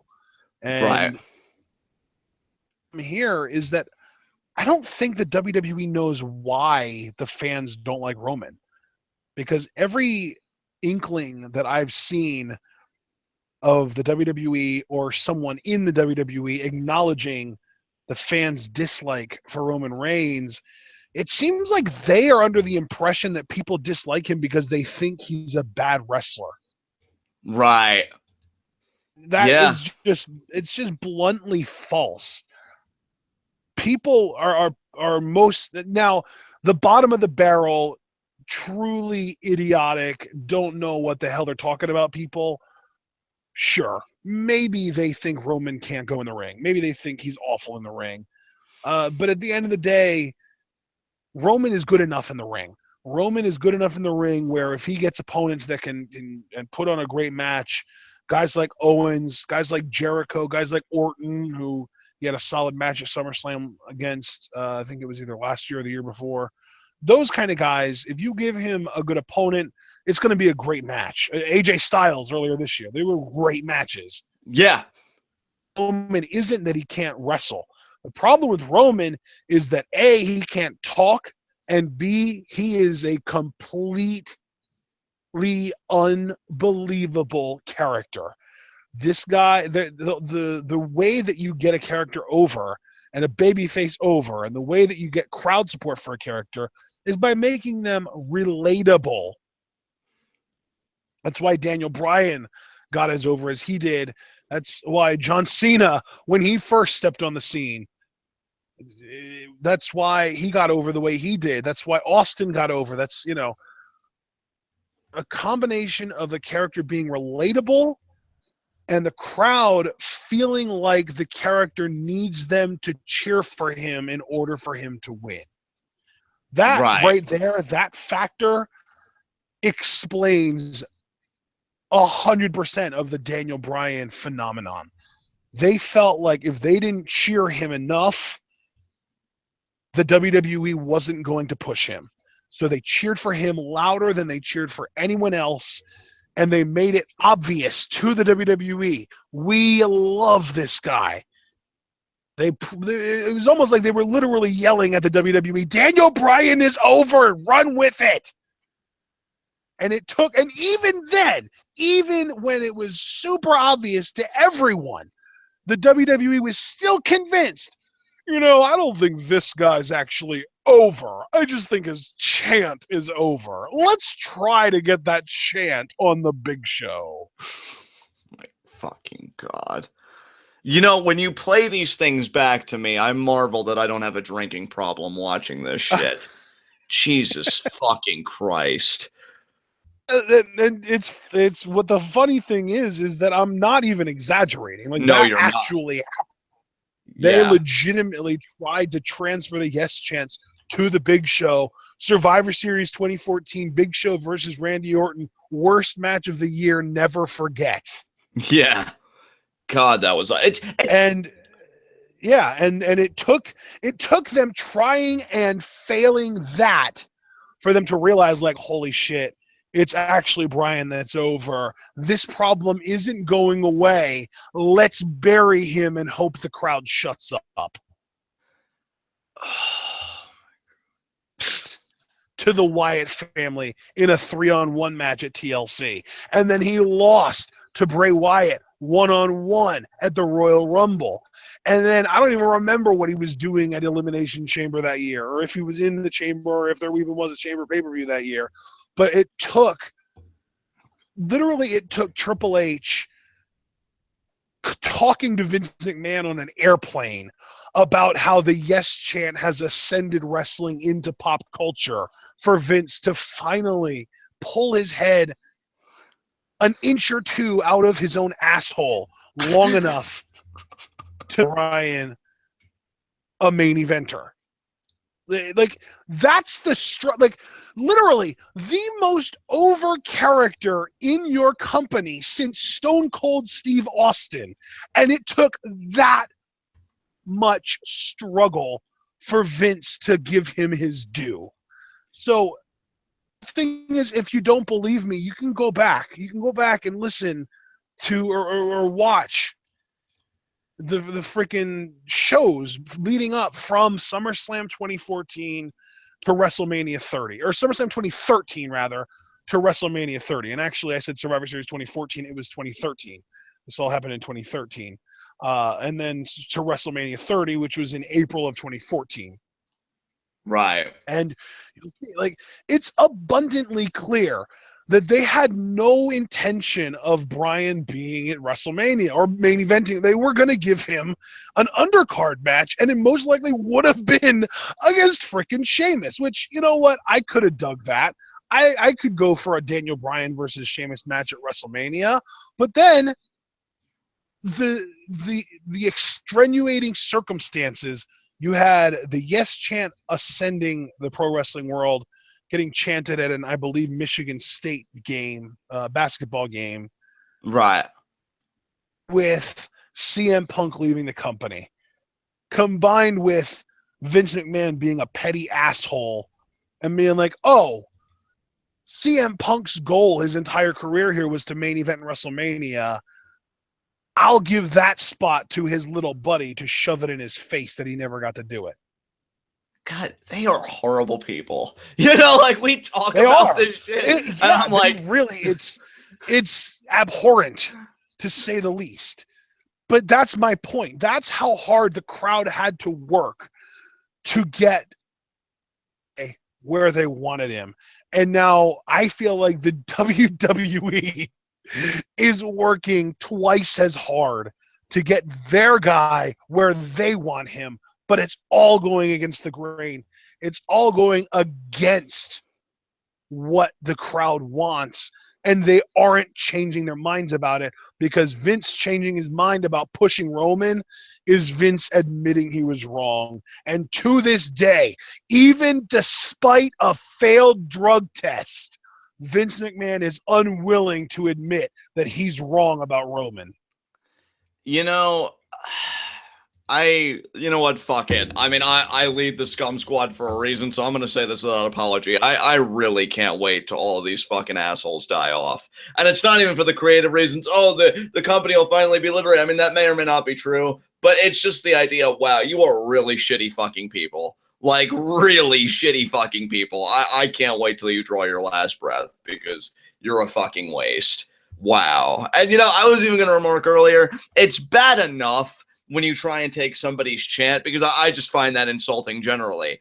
But you don't even try and give it on your personal pet project. No, you give it to the guy. Well, I mean, I'd say on his way out, but he's still fucking here. But you give it to the old guy. You give it to the guy that's done everything already, doesn't need anything in the fucking big show. And then everything else you just told me, it's like, fuck them so hard. But bringing it back full circle, you know, they're not going to get Roman over as a babyface. The funniest thing about that year is that the WrestleMania main event was actually going to be Randy Orton versus Batista. And Vince is out of touch enough to have thought that that would have flown over with the freaking WrestleMania crowd. Like, he actually thought that was a good idea. He thought Batista coming back would be well received. Yeah. Yeah, and even Batista was like, guys, look, I know you want to capitalize Guardians of the Galaxy. I'm killing it, and I definitely want to do this run, but I should do this run as a heel. They are going to reject me. If I just be a heel and I be the guy I want to be, you know, that's going to work better. They didn't listen. The guy was just, getting shit on, all that stuff, gets pinned by Del Rio on a Raw when he's all out of breath, and then he's barely able to cut a promo. Deal with it, still getting booed. And then when he turned heel, we were finally able to have some fun, but it was too little too late, I mean, the best thing he did was him walking out. I understand, and I quit. Beauty pageant wave, I'm out. He's great as a heel. And that's the thing, was that as soon as he turned heel, and it was a SmackDown, I even remember the promo. He cut a heel promo on SmackDown talking about how all your heroes are never going to be like me. They're never going to be as good as me. They're never going to look like me. I am larger than life. I am the superhero that you should be cheering for. Yeah. And it was this great heel work. And suddenly, literally, with that simple one promo, and Batista was never an amazing promo, but in that one promo, he went from bland, boring, obnoxious, shoved down our throats babyface to elitist, top-tier corporate heel. And it was phenomenal. It was. Because the only reason he ever worked as a babyface to me, at least initially, and admittedly he did sustain the pop, but it was because he came off of the turn on Triple H, who everybody wanted to see get his ass beat. So Batista doing it got raucous pops. But yeah, that run was only successful, I think, because of the heels that he worked with and just having his presence and being this dominant force. As you get older and you slow down and this and that, Batista was already old coming into the main event to begin with. Yeah, have him turn. Batista got into the business when he was 31 or 32 years old. Exactly. So, it took him a while to freaking get there. And you really thought. I remember the Royal Rumble mainly because the live reactions were so epic. When it came down to Batista and Roman, people were cheering for Roman to throw Batista over the top rope. He got booed in his celebration. And that right there might have been the worst thing that's ever happened, because that was Vince going, oh my God, they like my chosen one. Oh yeah, this is gonna be a great few years. Oh my God, which brings us full circle to this, because even still, and it's funny because I've been waffling, is Roman gonna win? Because let's also not forget, and I wanted to bring this up, WWE loves nothing more than to top popular culture or to kind of spite them in some way. And we recently did have Conor McGregor winning 2 titles in 2 different weight classes, so they'd be like, oh, we can have our own double champion and it'll be with our Conor McGregor Roman Reigns. So I really have been waffling, is Roman gonna win or is Kevin Owens? And I am gonna go Owens, but I will say this too, it is a very tentative pick. I'm not really confident yeah, Owens is gonna win. No, Owens is probably gonna win, but I would not be surprised at all if Roman... It really is. It's more like, well, if the WWE knows what's best for them, Owens will win, but I have no faith in them knowing what's best for them, so I'm horrified about it. I'm horrified about it too, man. And again, even when I'm trying to be helpful and being this is how you could at least give the presentation of a babyface, no, it's just, let him do it. I'm going to do it. You know what? Screw it. I'm going there. I'm picking Roman just because LOL WWE, LOL Roman Reigns. Roman Reigns holds up both those titles to a course. I mean, I'll be honest. I'll be really honest with everybody. I was even tempted to pick Roman and Seth on Raw because I thought, would they want to make Roman a triple champion just to say that he's even better than Conor McGregor? Because WWE would jerk themselves off that way. But they didn't, obviously, so we're here. Yeah. And then I just imagine the Michael Cole sit-down interview. And Roman, I actually heard that you did have a conversation with Conor McGregor on the phone. What was that like? And then Roman just goes, I made it abundantly clear that if he ever wanted to step in between these ropes, that I'd be waiting for him and I'd kick his ass. And you know what, though? He would do that. That diction was eerily good, by the way. I was going to say scary, but that isn't quite how I want to articulate. I've always had a relatively on-point Roman impression, I gotta say. But yeah, and see, this is just, one of the reasons why, because I could get behind, Conor McGregor in terms of achievement Roman Reigns as a heel, though, because heel Roman in that same scenario Well, I told Connor that, he's smaller than my leg and that his 2 championships, it's irrelevant, and then hangs up the phone. But no, because my life. This is the best thing ever, okay? Roman Reigns was a heel in NXT for a month. 4 freaking weeks. He had 3 matches. He cut 2 promos, and we got 2 of the most quotable lines ever, 1 from each promo. He was 100. He was literally batting 1,000 as a heel, cutting promos with ridiculously memorable lines. There was one backstage promo he did, and I think it was Tom Phillips, and you know what? It might have even been Byron Saxton. I don't know, but they were like, "Oh, hey Roman, I'm glad you finally showed up," and he was just like, "Oh, you're glad I showed up. Let me tell you something. I don't show up on your time. I show up on my time. And you know what time it is? You want to know what? I'll tell you what time it is. It's Roman Reigns' time." What? You got a problem? You don't know how to read a watch? I'll tell you what. I do things on my own time. You don't tell me when to show up. And then his phone rings, and he picks it up, and he goes, "Yeah, I'll be there." And he walks out of the interview. It was amazing. And then the other one was Byron Saxton for sure, because it was at the top of the ramp. And he was standing at a freaking podium at the top of the ramp, and Roman walks over to him, and he takes the mic, and he goes, "You can get out of here, kiddo. Your job here is done." And then he cuts the promo, and this was the one where he said, all these haters that got problems with me, it's irrelevant. 2 promos! 2 promos! His entire heel career. And we got an amazing, memorable line from each one of them that we use to this day. This shit happened in 2012.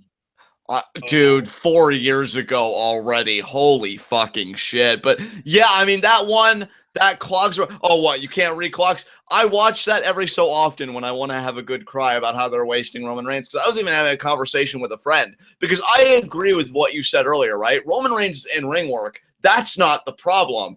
I said, like, if Roman Reigns was heel, to me, he'd be one of the best heels of the past decade. And no, I'm not going to apologize for that. I don't think that's hyperbole, because those 2 promos alone show me he could be that because, yeah, like, we've seen him go 2 for 2 on heel promos. We know he can do those. We know he's awesome at those. And even now, even as a face, he's cutting great heel promos. Dude, he is hilarious on Twitter. Some guy was like, "Hey, you're not better than AJ Styles." I think I actually beat AJ twice. And I think he did like an LMAO or something, like straight up laughing in the guy's face.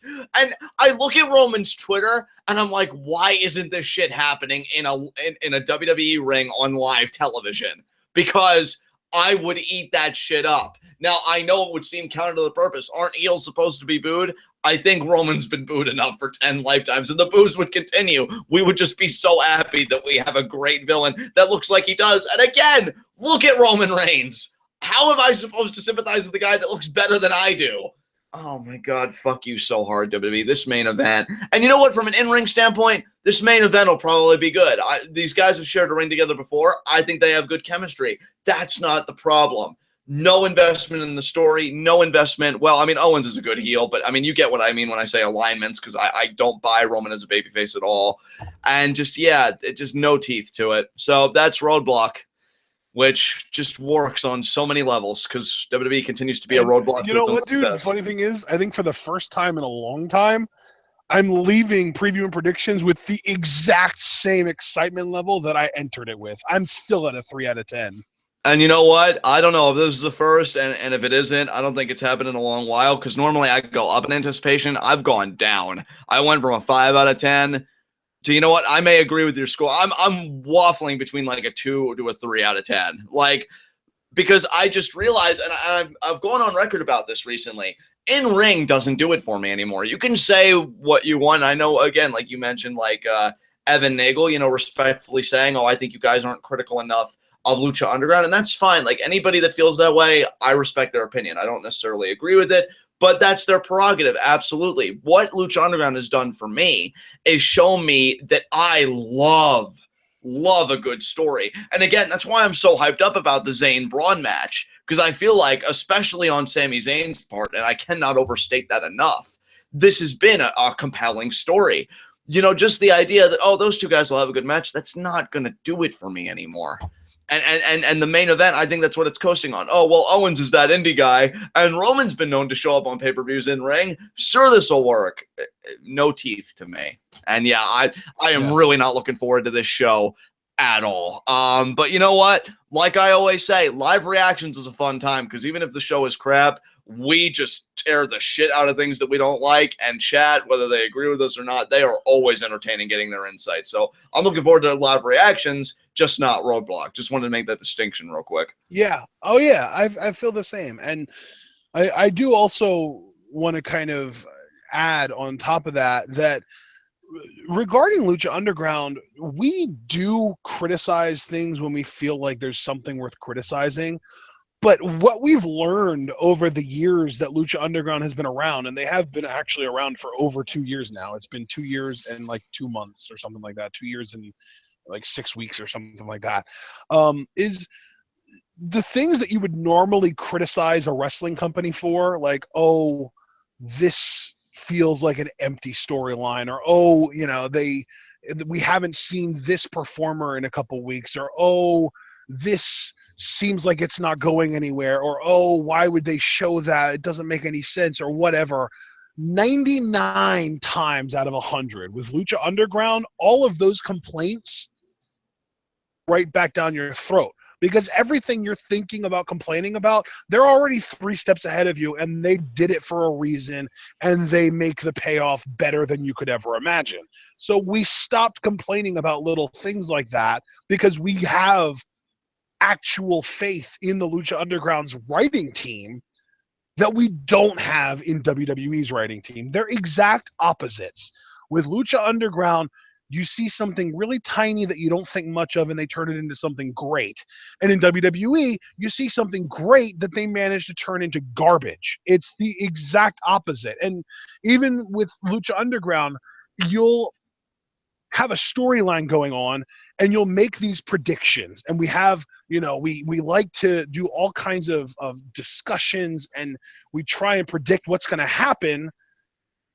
And then what actually happens is better than we expected. Whereas with WWE, we try and avoid discussions about what might happen, because we always think of something cooler than what actually ends up happening. And just to kind of expound upon the point you just made, look at Lucha Underground, not this past episode, but the episode before this most recent one. I criticized again. I brought to the forefront, man, I don't like that Sexy Star gets fluky wins, which is still a problem, by the way. And I wish she would have come across as angrier in this match and won in a more dominant fashion, because Worldwide Underground has really been screwing with her. She really seemed angry this past episode. Like, that's the fire I wanted to see. So even me, like, I come away happier, because now I'm seeing a Sexy Star with a fire under her ass, which makes her a more compelling character, especially in the context of competing for the world title next week in a steel cage match. Like, Johnny Mundo is going to be locked in with somebody with all that fire and aggression inside of them. So, even my criticism of, oh, is she angry enough? Like, is she really selling the emotional gravity of everything that's been done to her? They took care of that. So like Ashton said, like, I don't even really bother voicing concerns that much, because I would just rather let things play out. And then if there are any criticisms, I think they'd come more in like a season overview, if anything else, because then we'll have taken everything in multiple times, I might add, because we do a lot of rewatches and stuff. So yeah, I mean, that's just where we are with it. With Raw, well, and that's I don't think people realize how much we actually love Lucha Underground, because I feel like there are a lot of people that see us praising Lucha Underground and talking about how great it is, but then what they don't necessarily see is later that night when we get done with our NXT review, and it's, hey John, are you ready to rewatch Lucha Underground? And it's, hell yes I am, and we're both super excited about it. And this past episode, I've watched a third time. First time was live reaction. Second time was the rewatch that was you, me, and my mom watching the show. I've watched the full episode a third time since then. And I even downloaded the episode and cut out Vibora's debut. It was like a 2-minute, 40-second segment, and posted that video to Reddit. Right. Like, that's how passionate I am about this show. I'm not kissing its ass I'm not kissing its ass for the sake of kissing its ass. I'm not being overly praiseworthy because I'm trying to suck up to anyone. I just love it. And the reason I love it is because this is like my dream wrestling show. If I had to cook up the best wrestling show that I could think of in my dreams, it would look almost exactly like Lucha Underground, because my whole thing has always been, why are you trying to pretend to be a sports broadcast? Nobody's dumb enough to think that wrestling is a real sport. Everyone realizes that this is a scripted performance. Take that and run with it. And that's exactly what Lucha Underground has done to an amazing success. Yeah, I'm really glad we got to talk about this, because that's something I've just felt the need to just kind of give my personal case on that. Because, and again, it's not that I just wake up and think, man, I can't wait to get my pants around my ankles and just give a steaming shit on Raw today. There are so many performers I love, and even if I'm not a fan of them, respect. I mean, look at Sami Zayn as the prime example on this show, and that I want to see succeed. And I've been very enthused about SmackDown. Again, had a little bit of a hiccup this past week. I didn't really like where they went there. But on the whole, yeah, I'm excited about SmackDown. I love SmackDown. Hell, even NXT for its lulls, I'd take that over Raw any day. So it's not like I'm vehemently rejecting WWE in favor of Lucha Underground. It's one freaking show, and the pay-per-views that it happens to produce from its demon nether region. Also, the problem, I think, is that even though it's only one show, it just happens to be the most popular show. Right. Yeah, and that's really where the misfortune comes in, and I'm sorry. Like, I am not going to stop vocalizing my criticisms, because there are great performers on this Roadblock card. I mean, Roman Reigns, again, even in ring, great. You know, when it's showtime, he can, freaking show up. Rusev, Owens, Strowman, Zayn, like, so many great people. But just, again, as I've been saying over and over, no teeth, no substance, no real stories that get me excited. I mean, even the women, like, you could say there's a story there because these are two women that are very competitive and there can only be one spot at the top, but it never transcended to hatred. And that's what's always left me kind of confused, the way you were saying earlier. So you bring out the best in each other, but that's a relationship. That's not really adversarial in its nature. So it kind of leaves me confounded. So even that stuff, which should be good on its face, you dig underneath it and you're like, oh, it's definitely got problems, at least for me. And on the other side, I'm certainly not going to apologize for how much I freaking love LE. I mean, for God's sakes, my favorite wrestler of all time is world champion, and I've waited for that shit for 9 years. So if I enjoy it and I'm just like, oh God, it's so good, it's because I get to be a fan during that time. I get to be like a kid again. And you know what, that right there, what you just said about Mundo, I think that even though you just kind of said it because you're a big fan and you're happy he's having success, another notch in the belt of Lucha Underground, because that speaks volumes to their eye for talent, because Johnny Mundo is an elite talent. Is he an amazing promo? No, but you turn him heel and you let him be an asshole, and suddenly he doesn't need to cut long-winded promos. He can just talk shit and get away with it and be amazing at it, and that's what he's great at. And they realize that, and they're utilizing him to the best of his ability, to the best of their ability. And it's funny because, I was telling you guys about the conversation I had with Evan Nagel, Captain Englehorn, and I like this guy. He's been a Twitwell fan for a long time. He was telling me about how he's kind of recently fallen by the wayside. He hasn't been listening to us as much anymore because he feels like we aren't critical enough of Lucha and we're too critical of Raw. So what I'm trying to, and another thing that he said was that he feels like a problem for him watching Lucha Underground, and a reason he doesn't like it as much, is because they edit out botches out of the matches and it makes it feel less real to him. Right. I remember that too, because I think he tweeted that at me. So yeah, and I guess I can see why you would think that, because you want to believe that these people are real people who are capable of making mistakes. But to me, the entire reason that Lucha Underground being taped works is because it allows them to bring out the best in their performers and hide the negatives. That should be every wrestling writer's goal, is to emphasize the positives and hide the negative. I am a writer. I've Right. written professionally. I've written articles that have been bought by people for actual real money. I sold a $50 article once, for Christ's sake. Multiple articles that I've sold. I'm an actual writer. This is how my brain works. If you are not going out of your way to protect people's weaknesses and emphasize their strengths, you're not doing your job. And that's why I hate Raw. And that's why I love Lucha Underground. Because Lucha Underground's writers are exceptional at what I just described. They take a guy like Johnny Mundo. They realize he's not a great babyface. He can't cut amazing babyface promos. He's not going to be the kind of guy that can draw upon a lot of inner fire and inspiration to really stir up the emotions of a crowd. But he is the kind of guy that can say 2 words and have the entire crowd chanting culero at him, because that means asshole in Spanish. Right. So they use him that way. They see a guy like, let's say, Matanza. And Matanza is a horrifyingly intimidating human being. He is only 5'10", but he's well over 260 pounds, and he might be the most powerful human being pound for pound in the wrestling business. Yeah. Face, he's kind of an adorable teddy bear guy, you know? Like, Yeah. he's adorable. I want to hug Jeff Cobb. He doesn't intimidate me if you look at his face. So what do? They cover his face with a mask, and they let him murder people. So, and I didn't say cabron, I said culero. Right. But, you're saying cabron also means asshole. It's another word for asshole. Okay, but that's not what the crowd in Lucha Underground chants. But that's not what I'm saying.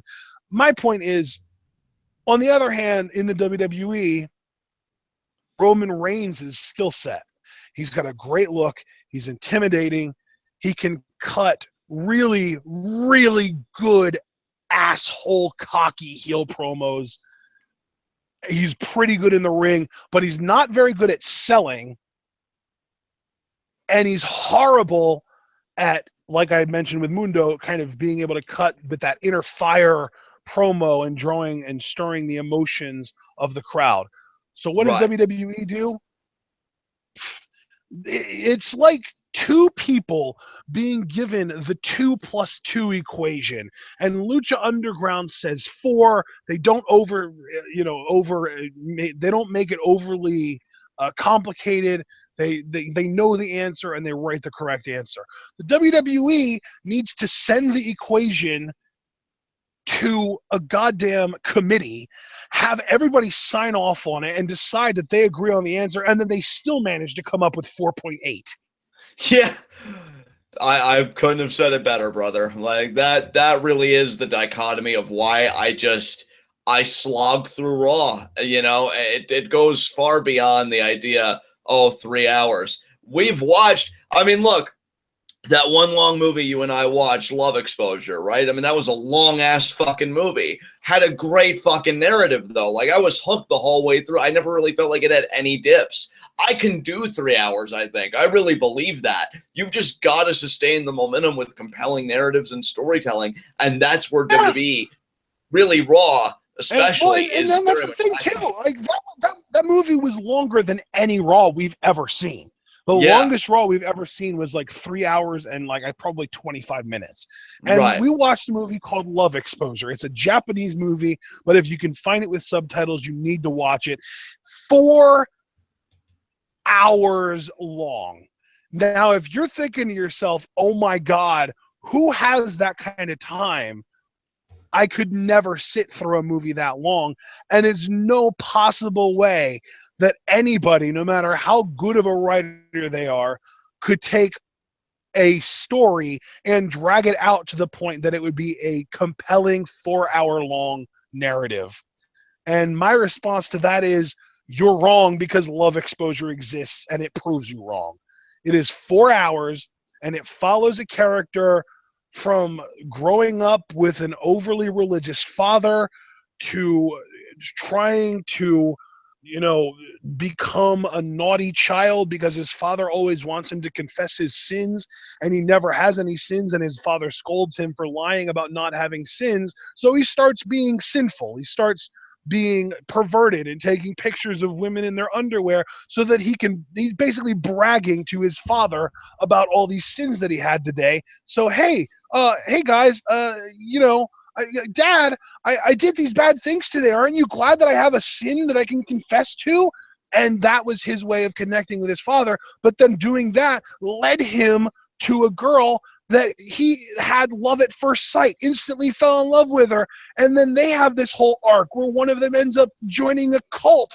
And then they have to get freaking not abducted, but like kidnapped by the other to try and snap them back into it. And then there's this whole thing where there's this amazing fighting scene where one of them has to storm this cult building to try and kill all these people that are holding the other person hostage. And it's 4 freaking hours, but it tells a complete and really multiple complete beginning, middle, and end narratives that Raw is incapable of doing even in 3 hours. Yeah. So you know what? I'm done using the whole 3 hours is too long excuse, because yeah, I do agree. I do prefer it to be 2 hours, but that shouldn't be a roadblock, pun intended, to a show's success, because they've got the talent to do it. That's the thing. That's what I think gets me so angry, is on the Raw side especially, you have got so many great talents that are just begging to do something more than just go out and wrestle some random ass match or a match with no teeth for a story. And yet nothing is there. And that's why I love Lucha Underground, because, I mean, you look at the one person that was cried for the most in season 2. Where's Cobra Moon? Where's Cobra Moon? I'll tell you where she is this season, front and fucking center right now.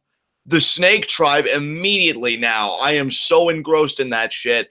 It's no fucking joke. Like, she is looking legit as hell right now. She could do anything with the backup she has, and I'd believe it. And this was going to where all she was doing in season 2 was, I guess, her idea of flirting with Daga, and then she'd be a no-show for multiple weeks, and people would be like, well, where is she? And now look where she is now. It pays off. I've just learned to be patient. And that's another thing, too. I feel like, and I've said this before, we live in a day and age where I think it's predicated on immediacy. I've got to get it right now. I've got to get it right now. I'm okay with playing the waiting game with Lucha Underground because it always pays off in the end. They've earned my trust. They've earned my confidence.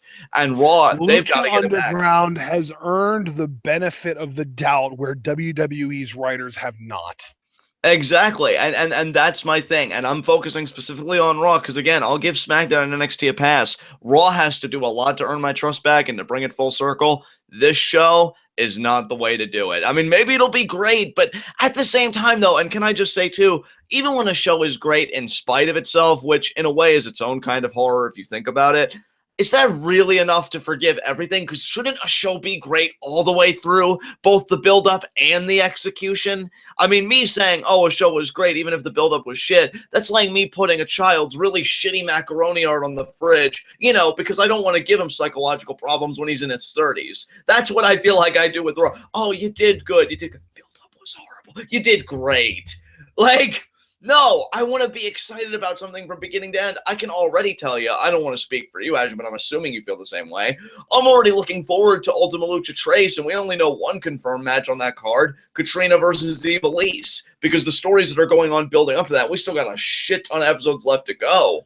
And the crazy thing there is that I've actually seen a lot of the Ultima Lucha Trace card. I haven't seen any of the winners, so I'm not necessarily spoiled in that sense, but I have seen a lot of the matches, and it's going to be an amazing 4 episodes. And that's the thing too, this year Ultima Lucha is 4 episodes long, so that's going to be ridiculous and incredible.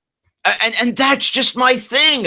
That's anticipation. I want to both anticipate and be fulfilled in the face of my anticipation. I want to anticipate a show, then the show comes, they kill it, and then I experience that afterglow of fuck, was that awesome. So even when WWE has a good outing, or again, to really specify, when Raw has a good outing, if Roadblock is that case, it doesn't change the fact that the build to it really left me meh, so I didn't get the full pay-per-view experience that I would have liked to have had. And that's really a shame, given the talents here, because they're the biggest losers here, because all their efforts that they're expending are just utterly wasted when I look in the face of them and I say, guys, you did great.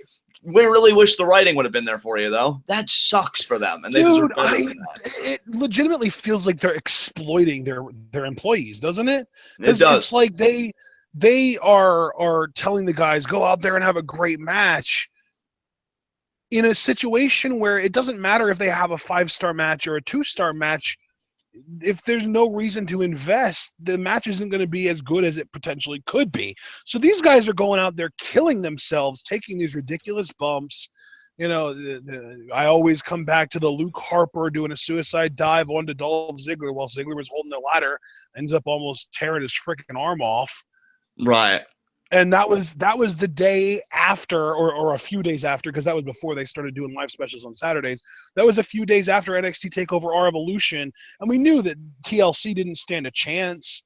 But there was this big hubbub about, oh, the main roster guys are really psyched. They're really going to put their all into this and making sure that they can outdo the NXT guys because that's supposed to be developmental and they have to one-up them.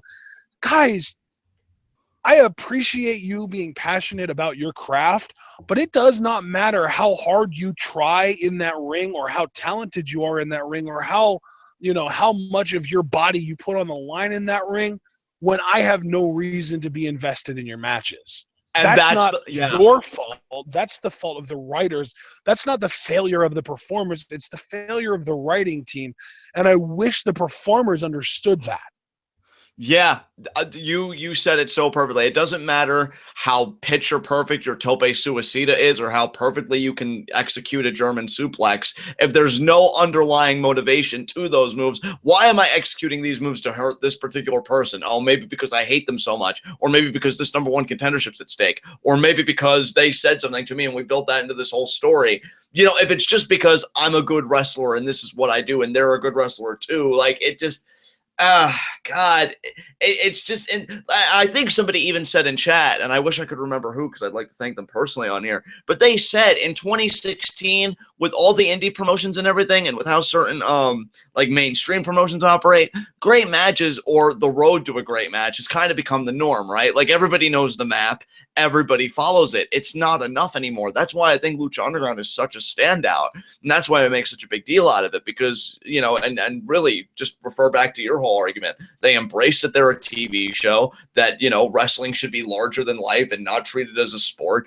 And, you know, all that stuff. We had an analogy earlier of WWE being this toddler and trying really desperately to force the square peg into the round hole. And meanwhile, on that same board, Lucha Underground is just sitting there with the star-shaped peg, and they're just looking at WWE like, why are you not just putting that square peg in that square hole? That would make so much more sense as they slowly drop the star-shaped square peg into the star-shaped hole. Like, it's not rocket science. It doesn't need to be difficult. You don't need an intricate level of detail in your writing. You can have simple writing if it makes sense and if it has a logical conclusion and if everything leads to something important and makes it feel important along the way.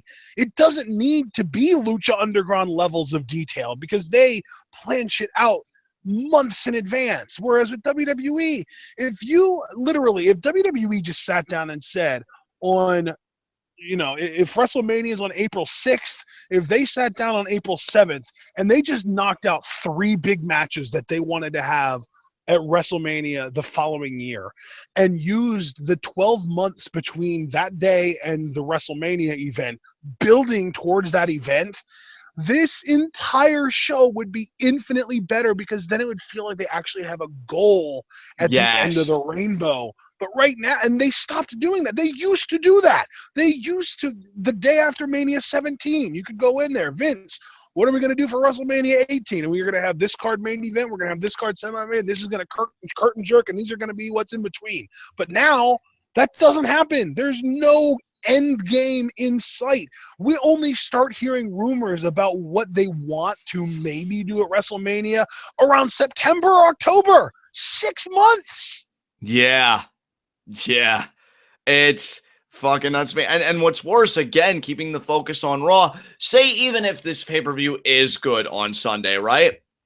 Because of the way the writing is, as we've really been hammering home now the last several minutes, how does that give any hype for the television product the following night? Because again, I got to slog through a whole 3 hours. So if the writing's there and you've really laid the groundwork at the pay-per-view, like, man, these finishes and these motivations, like, everything's really becoming clear, then I can get through 3 hours because I'm like, okay, I can't wait to see developments for this, this, and this. But it's like, just, there's nothing. Really, the only time when you and I kind of converge together on Skype and we know that a Raw's on, that we really feel excited is because maybe we feel like a few good matches on a card and maybe there's like one storyline development, but that's like a blue moon kind of thing. And even then, more often than not, we're left disappointed. Like there's no, they can't sustain any momentum they build, and it's so hard to even build it for them in the first place. And that's the curse of Raw to me, because you can't even really generate momentum effortlessly. Like, it's really an expenditure for you to even get interest going. And then when you have it, or you luck into it, as we've seen them do before, it really doesn't take long for you to lose it. That's the thing. It seems like they luck into it more often than they actually generate it, because even when they do luck into it, it's like they don't realize what they have and they end up fumbling before long. Exactly, man. So I just really wanted to clarify, I am not rejecting WWE, though. On the whole, if I was looking to look at it as a structure as a corporation and stuff, obviously I'd have critiques. My main problem as far as the stuff they put out is Raw. I am going to keep rejecting Raw until I start liking it, and I'll start liking it when I feel like they go beyond, you know, just putting people together for the hell of it, or they give stories that actually matter and have substance. The idea that Roman is going to be a double champion when I really haven't seen him struggle to earn that distinction, you know, that doesn't really excite me. So, you know, and then of course, Ashton, you already had the amazing rant on the women's Iron Man. So yeah, I think I've said all that I can say. If there are any concluding remarks you have, I'd take the show away, because I'm good. I'm really glad that we got to really go the distance on this. We're closing in on a 2 hour. I said 45 minutes at the beginning of this, and 2 hours later, all right, guys, let's close this thing out. But yeah, I'm still, though, I'm glad we go, because clearly we had a lot of things that we felt like we needed to get off our chests, and because of the fact that we don't review Raw or SmackDown anymore, that means that there's less opportunity for us to get those things off our chest. So when we get on to preview predictions, you guys are kind of getting a mishmash of Raw and SmackDown reviews, kind of all jammed into the preview and predictions, because we'll talk about Raw segments for the Raw pay-per-views or SmackDown segments for the SmackDown pay-per-views, and we'll compare the shows to each other to see who's doing better, which is, so far, it's been SmackDown monopolizing that. So then, yeah, I do feel like this has been a really good way for us to air our grievances, and I'm glad we had it. So, ladies and gentlemen, we hope that you enjoyed listening us to basically listening to us rant for 2 hours. It wasn't intended to be that, but I think I kind of knew deep down in my heart that that was going to end up being what happened. And we are going to be doing live reactions on Sunday to Roadblock End of the Line, which, if we haven't ranted enough, I'm tempted to rant about that goddamn title of a pay-per-view. It's ridiculous. But I won't. I will refrain. And we will see you guys on Sunday for our, not even going to say the whole title again, but for our Raw pay-per-view live reactions. Stay tuned.